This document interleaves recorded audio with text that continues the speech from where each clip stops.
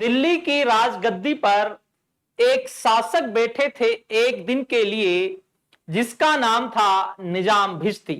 और निजाम भिश्ती ने एक दिन में ही चमड़े के सिक्के चला दिए थे। और आज हम उसी निजाम भिश्ती के बारे में जानेंगे। जी हां, हम बात करते हैं चौसा के युद्ध की। यह घटना है 1539 ईस्वी की। शेर शाह सूरी और हुमायूं के मध्य युद्ध हुआ था, जिसमें शेर शाह सूरी से हुमायूं की पराजय हो जाती है और हुमायूं की सेना का पीछा शेर शाह सूरी की सेना कर रही थी और बीच में गंगा नदी आ जाती है। और हुमायूं के पास तैरना नहीं आता था, लेकिन एक सोचने की बात है, जो हुमायूं के पिता बाबर थे, उन्होंने गंगा नदी को तैरकर पार किया था, लेकिन हुमायूं के पास गंगा नदी पार नहीं की जा रही थी। वहीं पर गंगा नदी से पानी लेने के लिए एक भिश्ती आए थे। और जो ये पीछे आपको जो दिख रही है, ये मशक है, जिसे मस्क बोलते हैं। ये बकरी की खाल की बनाई जाती है और इसमें पानी भरा जाता है। पीठ के पीछे इसे लाद कर इसे ले जाया जाता है। तो ये भिश्ती यहां पर पानी भरने के लिए आए थे।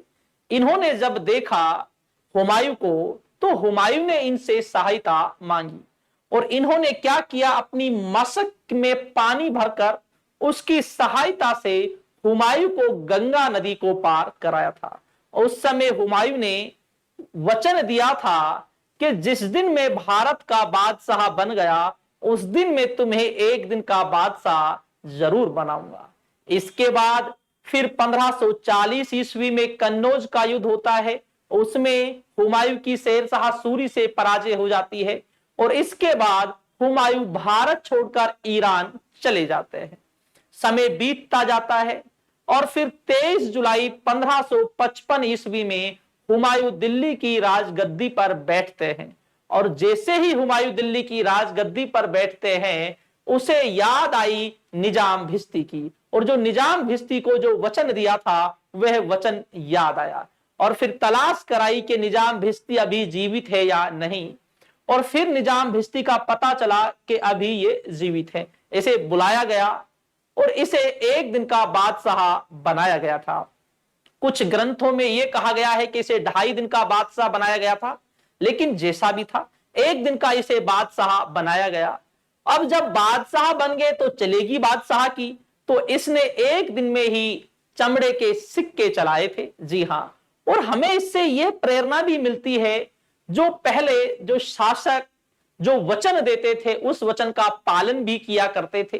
और जो निजाम भिश्ती को जो वचन दिया था हुमायूं ने, उसी वचन का पालन किया और इन्हें एक दिन का बादशाह बना दिया था। और एक दिन में ही इन्होंने चमड़े के सिक्के चला दिए थे। और ये थी निजाम भिश्ती की एक इतिहास और एक उसकी कहानी, जो सच्ची घटना पर आधारित है, जिसका उल्लेख एक लेख में भी किया गया है, जो पत्थर पर लिखा हुआ है। और निजाम भिश्ती की जो कब्र है, वह अजमेर में स्थित है।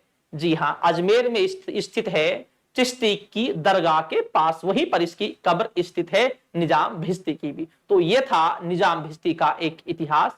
और अगर आप इसी तरीके का एक इतिहास से संबंधित आप कहानियां या इतिहास से संबंधित आप इसी तरीके की रोचक कहानियां साक्ष्य और स्रोत के आधार पर अगर आप जानना चाहते हैं, तो आप हमारे जो चैनल है इसे आप सब्सक्राइब करें, क्योंकि आपको यहां पर ऐसी जानकारियां हैं, उनसे आपको रूबरू कराया जाएगा। धन्यवाद और जय हिंद।